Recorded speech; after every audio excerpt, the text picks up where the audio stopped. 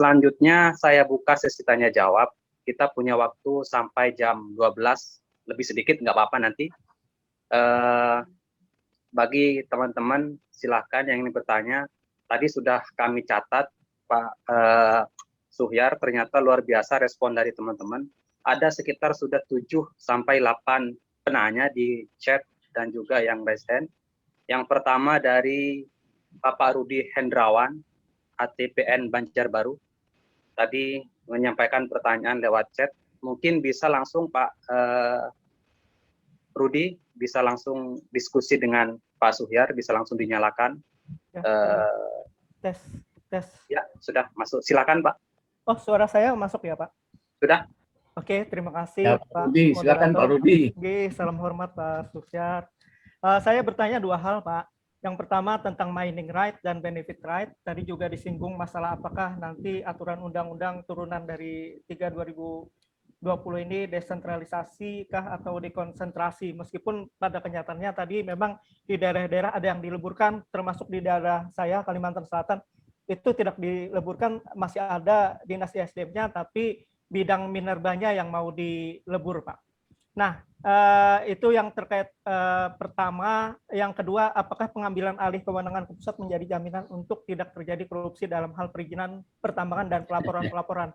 Bayangkan ribuan IUP Pak, di dinas ISDM provinsi saja biasanya itu di depan kantornya, parkirnya itu luar biasa berjibun. Saya pernah juga urusan FS tambang di ISDM, itu juga luar biasa antriannya. Nah, itu nanti pada prakteknya seperti apa. Tapi saya punya pengalaman Pak Suhyar, karena 15 tahun saya di dosen, 15 tahun saya di konsultan AMDAL, terutama pertambangan, dan saat ini saya juga menjadi supervisor sebagai KTT di satu tambang batuan Pak, berupa bentuknya KOD. Nah, kebetulan Pak, selama 15 tahun menjadi konsultan di tambang, saya membersamai suatu usaha tambang ingin mengajukan perpanjangan izin dan harus ada AMDAL baru atau AMDAL revisi.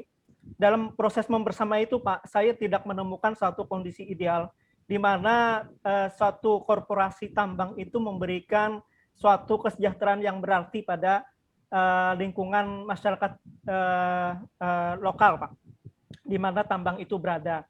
Catatan saya dari sekian yang saya bersama itu paling besar 30% Pak, yang betul-betul dia membersamai masyarakat dan masyarakatnya sejahtera.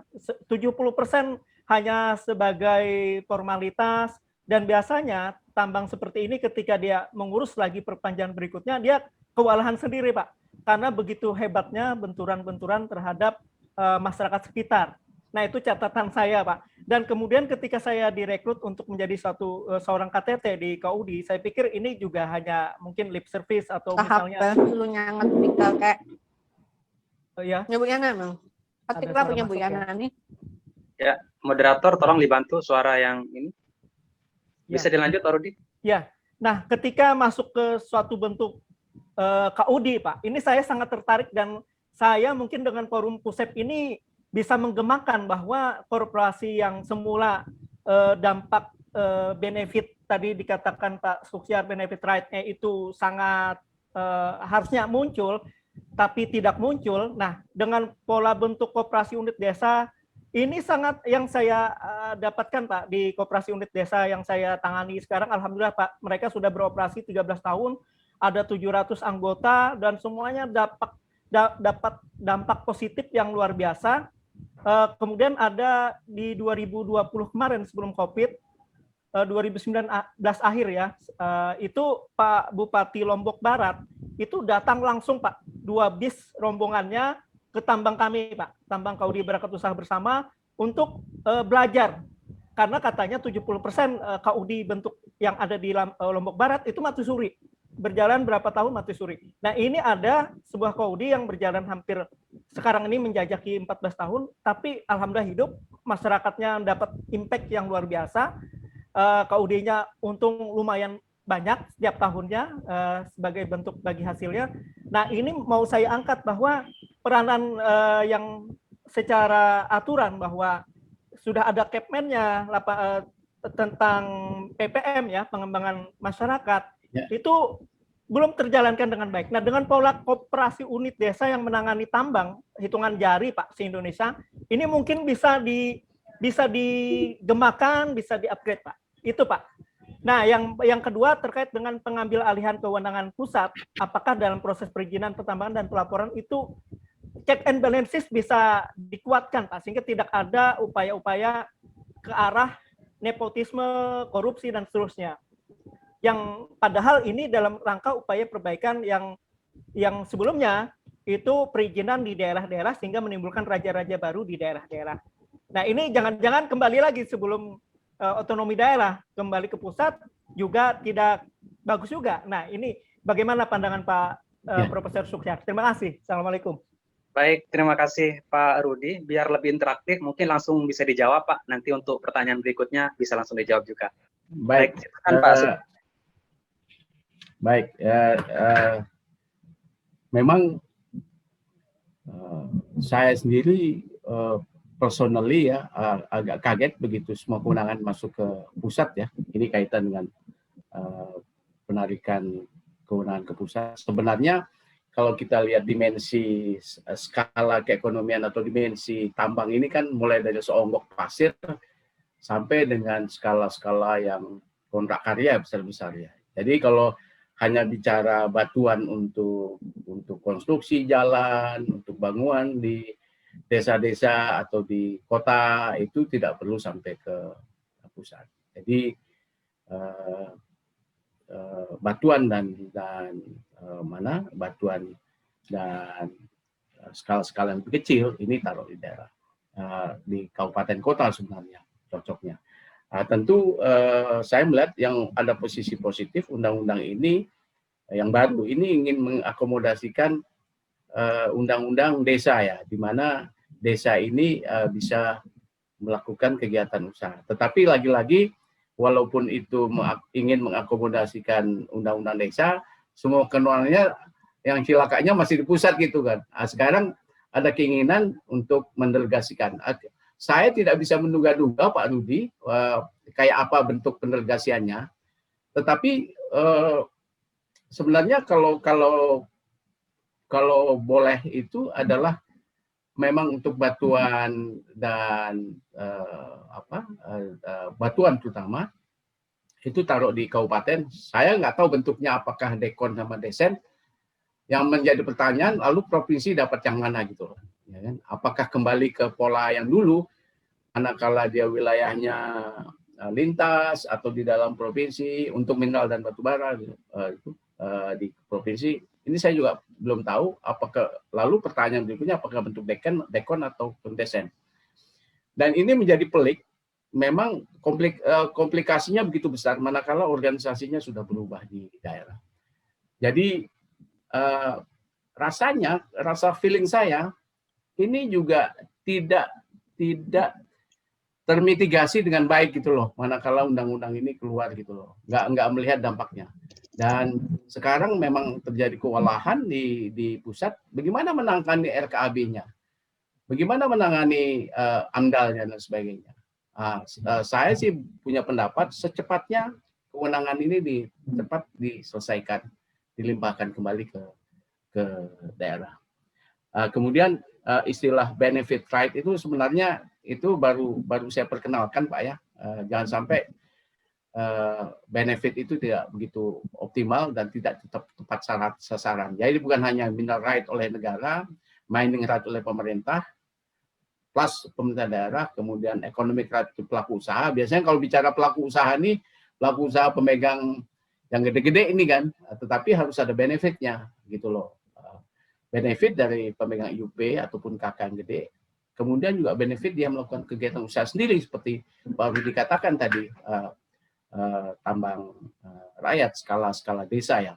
Kemudian mengenai PPM,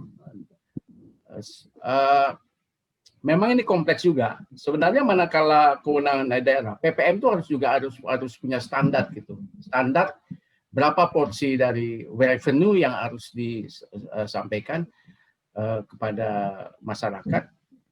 Sebenarnya kegiatan PPM ini kan concernnya negara sebenarnya, concern negara ya. Pelaku usaha itu kan sebenarnya jangan sampai dibebani PR-PR yang besar. Mengurusi tambang aja sudah susah, mengurus lingkungan susah, lalu harus memikirkan apa yang harus saya berikan ya kegiatan untuk masyarakat sekitarnya. Sehingga sebenarnya semangat duduk bersama pemerintah daerah atau pemerintah dengan pelaku usaha dan masyarakat itu menjadi penting. Dan ini yang mesti dihidupkan lagi gitu semangat ini. Saya kira itu Pak Rudi ya, sebentar ya. Terima kasih. Baik, terima kasih. Pak. Selanjutnya, karena ini banyak yang mau bertanya, Pak. Jadi nanti bagi teman-teman yang bertanya, silakan singkat dan langsung kepada pokok pertanyaan. Jadi saya kumpulkan 3 penanyaan dulu, Pak ya. Nanti kalau ada waktu, kita akan lanjut ke pertanyaan berikutnya. Untuk yang kedua, silakan Pak Reza Nur Rahman. Singkat, padat, dan langsung pada pokok pertanyaan, Pak, biar yang lain kebagian. Silakan Pak Reza. Untuk selanjutnya siap-siap Bapak Astian Arlon Bakar. Pak Reza? Monitor? Ya, karena Pak Reza belum connect. Bapak Astian Arlon Bakar, silakan Pak. Ya, karena masih belum connect juga. Ini yang resen, silakan Pak. Oh iya, Pak Astian. Silakan Pak Astian. Singkat Pak ya, langsung ke pokok pertanyaan Pak. Siap, terima kasih. Selamat siang. Selamat siang Pak Astian. Ya, Bapak Profesor Sukyar. Saya mau bertanya, kelihatan belakangan ini mengenai tenaga kerja, Pak. Kalau mungkin pas saya bertanya ke Bapak, begitu saya berapa kali melihat tenaga kerja itu, berapa kali terbang ke Kendari untuk urusan lain, dalam satu pesawat itu tenaga kerjanya kelihatan sekali itu banyak tenaga kerja dari pihak luar. Nah, sehingga kita berpikir tenaga kerja kita itu di mana ruangnya bisa ikut berpartisipasi. Nah, kira-kira itu aja Pak, satu aja. Ya. Baik, terima kasih. Kami catat. Silakan selanjutnya yang raise hand Pak Ilham Rizar. Silakan Pak. Assalamualaikum warahmatullahi wabarakatuh. Waalaikumsalam. Selamat siang Pak, saya Rizaldo dari Surabaya.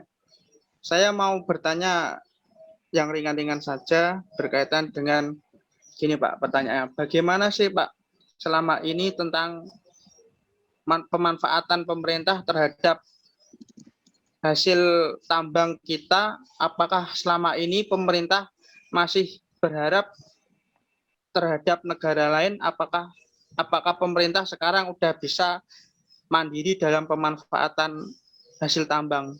Terima kasih. Baik, terima kasih Pak Ilham. Satu lagi tadi, apakah Pak Reza Nur Rahman bisa monitor? Bisa. Ya. Oke, saya ingin bertanya Pak. Yang pertama, bagaimana? Siapa ya? Pertanyaan saya yang pertama, Reza.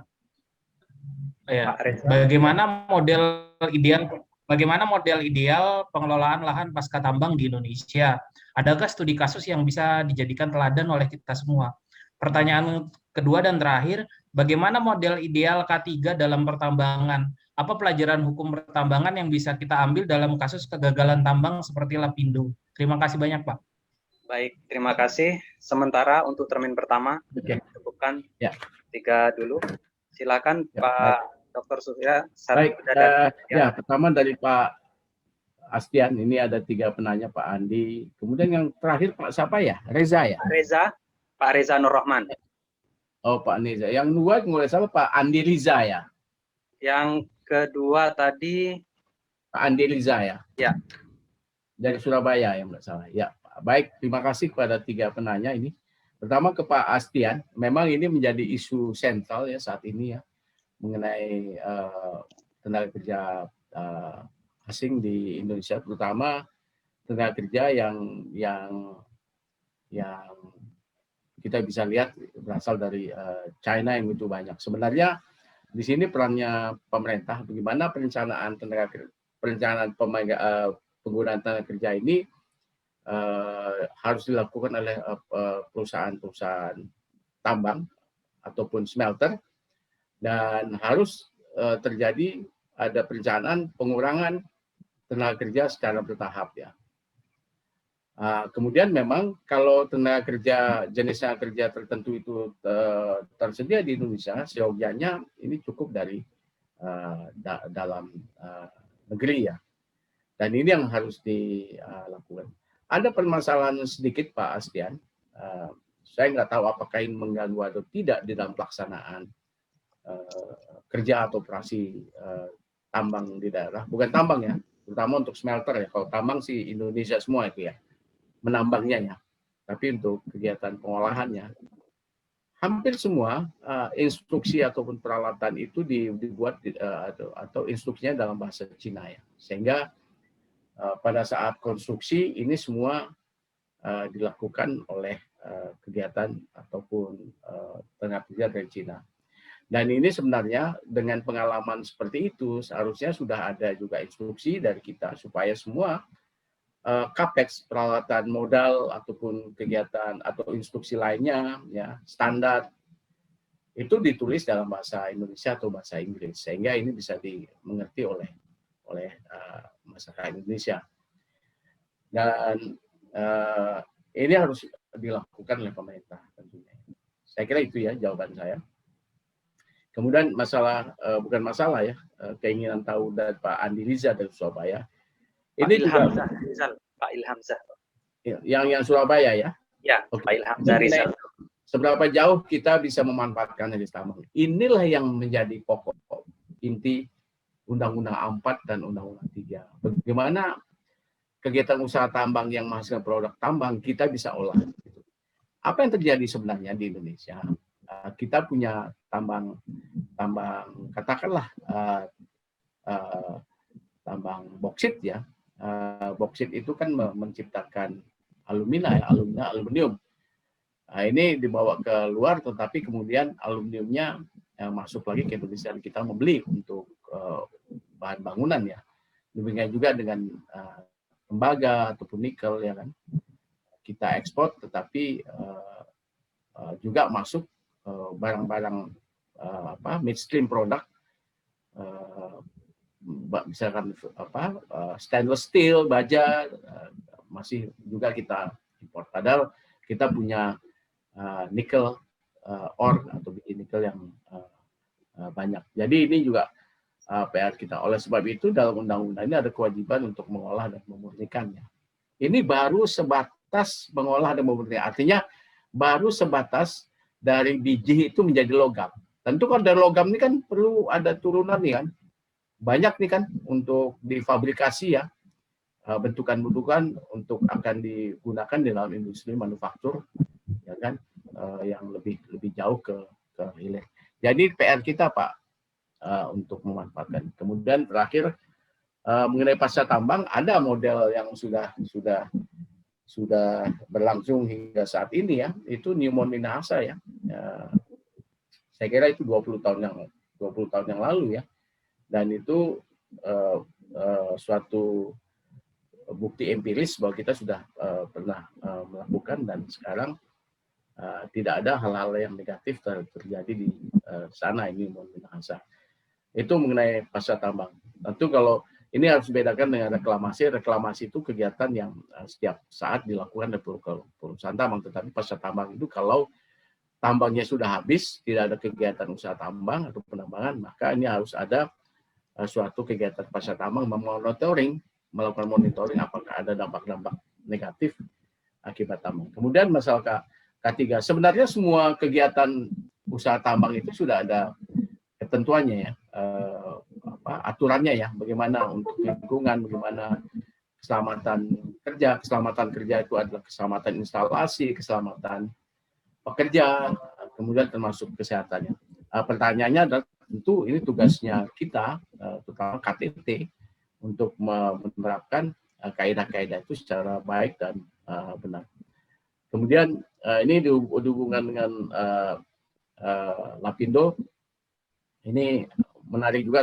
Saya tidak akan masuk ke wilayah itu karena itu misalnya migas, Tetapi pada saat saya jadi kepala badan geologi dulu, saya menantangani mana wilayah-wilayah terdampak yang harus diganti rugi oleh negara. Jadi kalau nggak ada tekenan saya kepala badan itu nggak ada wilayah terdampak. Tetapi yang ditanyakan kaitan dengan K3 dan K3 tentu ya, kaitan dengan Lapindo ya.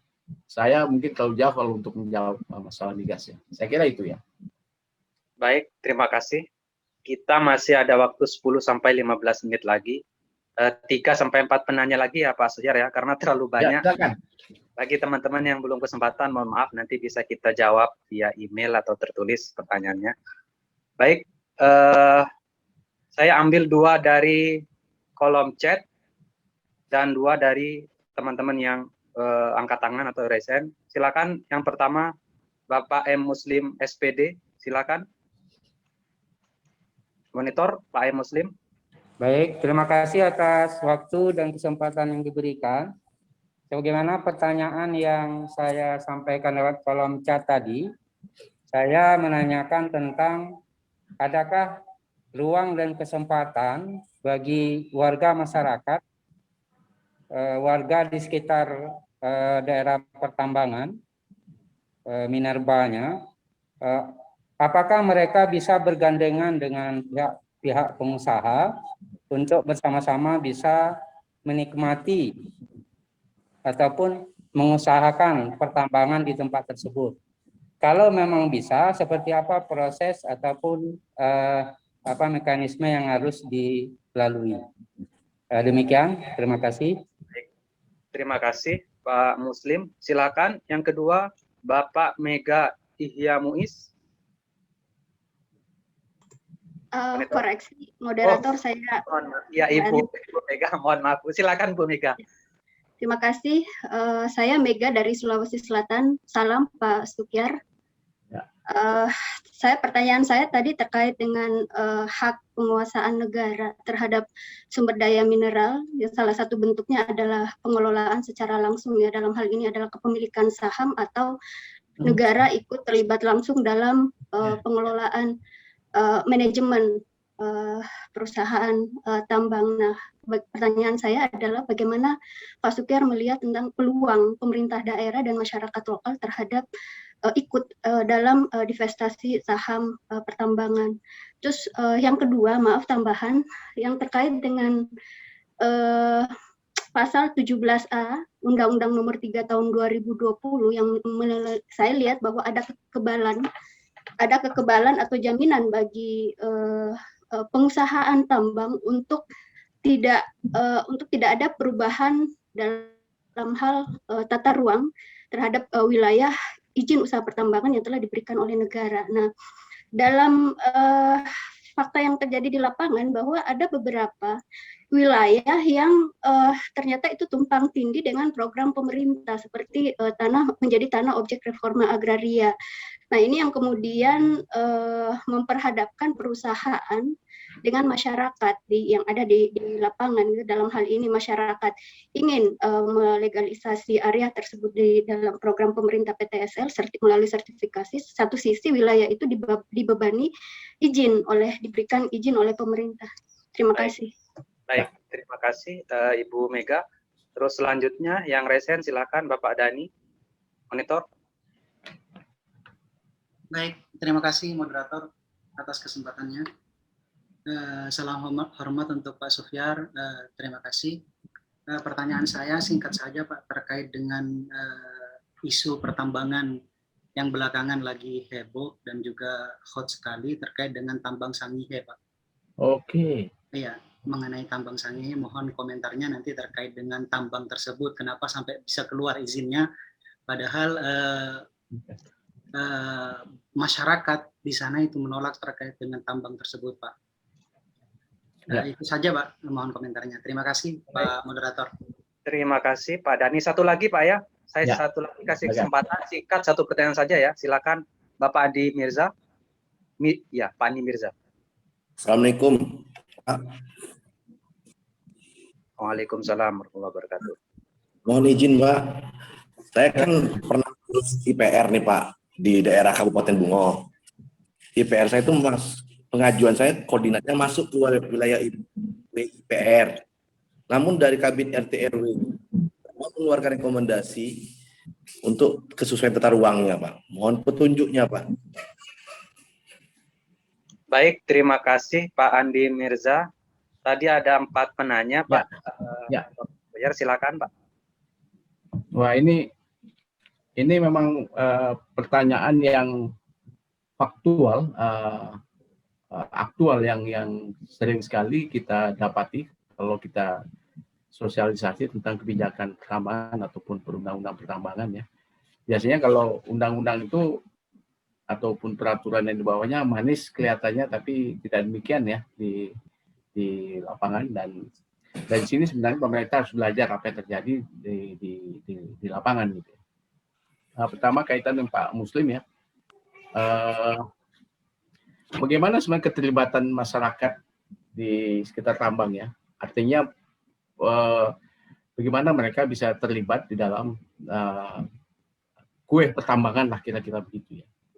Ada 2 macam ya, paling tidak ya. Ada di dalam kegiatan usaha itu langsung, kegiatan mulai dari eksplorasi, kemudian kegiatan produksi ya, kemudian juga processing, jadi kegiatan usaha yang langsung terlibat di pertambangan. Tentu dalam konteks ini kegiatan usaha pertambangan itu, begitu dia akan eksplorasi dan juga produksi, harus melakukan sosialisasi. Apa yang akan dilakukan mereka, bagaimana keterlibatan, berapa tenaga kerja yang akan terlibat, ya kan? Kompetensinya seperti apa? Ini harus dilakukan sebenarnya. Ini aturannya demikian. Ya kan? Jadi itu kegiatan langsung. Apa yang tidak kegiatan yang tidak langsung, yaitu kegiatan usaha jasa. Tentu kalau kegiatan usaha jasa, siapa yang akan memasok kebutuhan-kebutuhan pertambangan, bahan pangan dan sebagainya. Tentu ini akan tumbuh sendirinya, ataupun kegiatan yang juga perlu di trigger oleh pemerintah daerah tentunya ya yang ada di sana. Usaha transportasi seperti yang paling gampang ya, bengkel dan sebagainya ya, pasti ada kegiatan-kegiatan seperti itu. Oleh sebab itu juga pelaku usaha juga harus menjelaskan bahwa kita punya peralatan seperti ini. Kalau ada kegiatan usaha jasa, misalkan reparasi dan sebagainya, juga masyarakat di sekitar sana juga harus dididik gitu loh, bagaimana melakukan perbaikan peralatan kalau ada rusak, ya kan, dan lain sebagainya. Kemudian peralatan-peralatan K3 dan sebagainya. Ini bisa dilakukan oleh pelaku usaha setempat ya. Itu berkaitan dengan bagaimana keterlibatan masyarakat dan pelaku usaha setempat. Kemudian Bu Mega dalam katakanlah bagaimana keterlibatan daerah di dalam kepemilikan saham. Tentu kita dalam konteks ini berbicara perusahaan-perusahaan yang dimiliki asing tentu ya. Kalau divestasi tentu dalam konteks kepemilikan oleh asing. Tentu undang-undang ini sudah menggarisbawahi bahwa maksimum 51% kepemilikan saham asing itu tidak boleh lebih dari 49% ya. Bahkan tentunya harus lebih kecil. Dan dalam konteks ini memang itu akan ditawarkan yang biasa praktek dilakukan pemerintah adalah memanggil Pemda. Kemudian juga Pemda itu kan beragam, ada provinsi dengan kabupaten kota ya. Ini diajak bicara, kemudian silakan bagaimana porsi sebaiknya yang harus diambil oleh teman-teman daerah. Tentu di daerah juga, manakala itu sifatnya ingin mengambil saham, tentu kan harus ada juga keterlibatan berapa dana yang harus dicurahkan. Manakala bicara dana, mereka kan harus konsultasi dengan DPRD setempat ya. Dan kalau memang setuju ya terus berjalan. Atau memang pembayarannya itu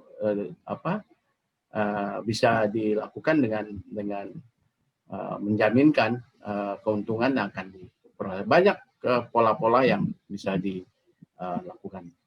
Maksud saya adalah porsi itu sudah ada ya, mengakomodasi kepentingan daerah. Kemudian pengusahaan dalam yang kaitan dengan tata ruang ya, pasal 17A. Tadi saya sudah menyampaikan juga dalam paparan saya bahwa di Undang-Undang 3 ini pemerintah itu menjamin kalau sudah dikasih izin jangan ada lagi ada konflik penggunaan tata ruang atau pemanfaatan lahan.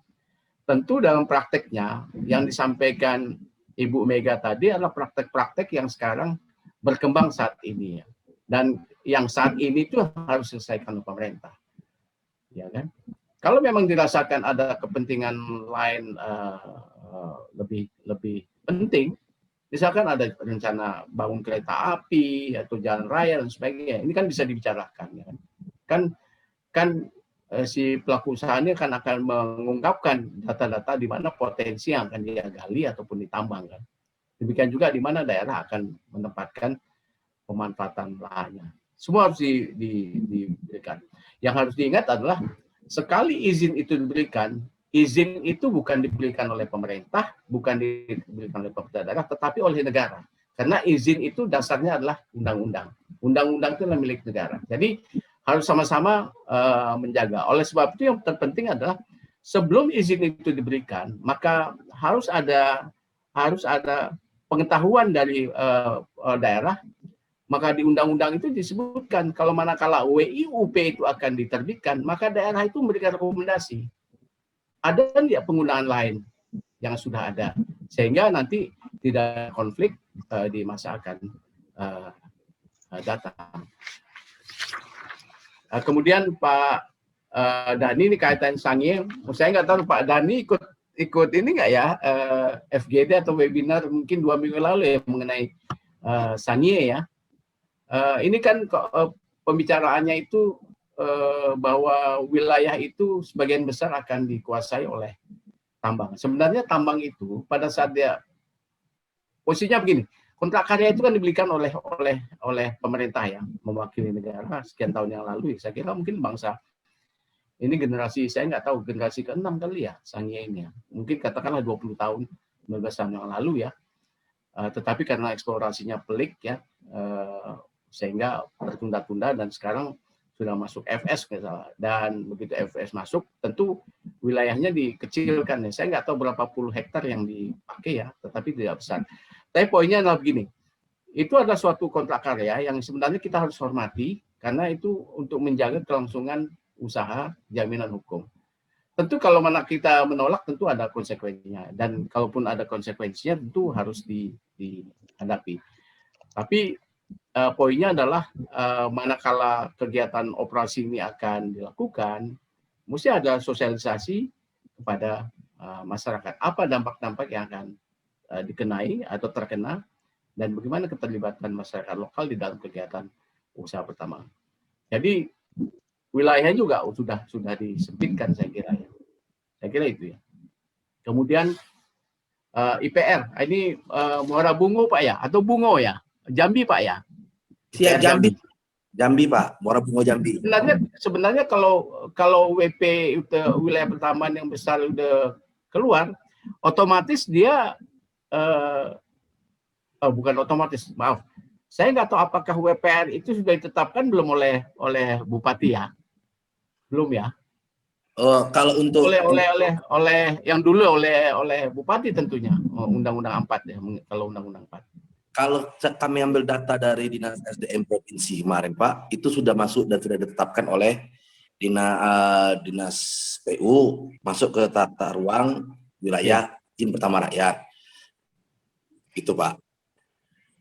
Ya kalau sudah keluar WPR-nya dan sudah disetujui oleh DPRD, kan WPR itu oleh DPRD, maka ya sudah harusnya IPR-nya sudah bisa dikeluarkan dan sah sebenarnya. Dan IPR-nya kan sudah ada kan Pak?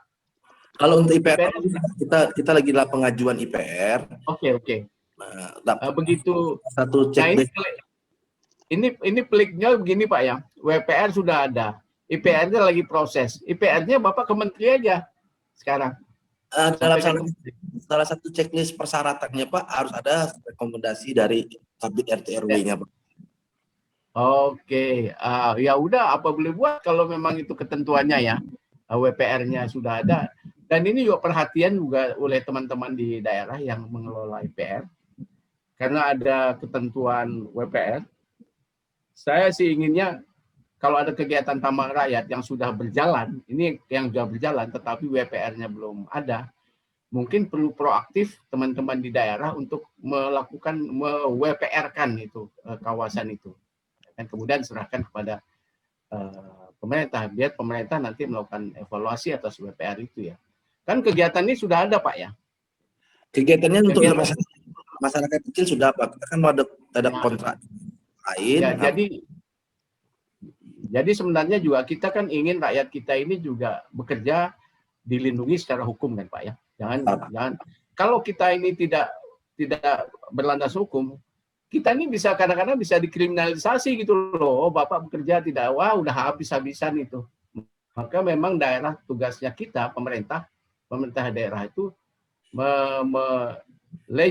memberikan legitimasi dari kegiatan itu, terutama WPR-nya gitu. Jadi ada kegiatan sudah lama ya harusnya di WPR-kan gitu. Saya kira itu ya. Terima kasih. Terima kasih Pak Noto. Baik, terima kasih Pak Dr. Suhyar. Sebenarnya kami masih ingin terus belajar, tapi waktu sudah menunjukkan jam 12 lewat dan sesi kedua ini harus segera diakhiri. Baik. Mohon maaf juga kepada Bapak Ibu peserta pelatihan yang pertanyaannya belum terjawab. Semoga nanti kita bisa berjumpa kembali di pelatihan-pelatihan lainnya. Sebelum sesi ini kami akhiri, kami persilakan kepada Bapak Dr. Suhyar untuk memberikan closing statement 2-3 menit. Mohon silakan Pak. Baik, terima kasih. Saya ingin memberikan penekanan kembali bahwa ada perbedaan yang nyata antara manakala kita mengusahakan resources rakyat atau yang diberikan kuasa kepada negara dengan industri lainnya. Jadi kewajiban yang kita emban ini juga harus kita lakukan karena ini adalah milik rakyat, sehingga harus dimanfaatkan sebesar-besarnya untuk kepentingan rakyat. Jadi harus ada bukan hanya pelaku usaha yang perlu prudent, tapi juga pemerintah dan pemerintah daerah juga harus berhati-hati dan pintar-pintar melakukan pembinaan dan pengawasan terhadap kegiatan usaha tambang. Saya kira itu ya. Terima kasih, Mas. Baik, terima kasih Pak Dr. Suhyar. Semoga nanti kami bisa belajar kembali di lain kesempatan. Sehat selalu, Pak. Sama-sama.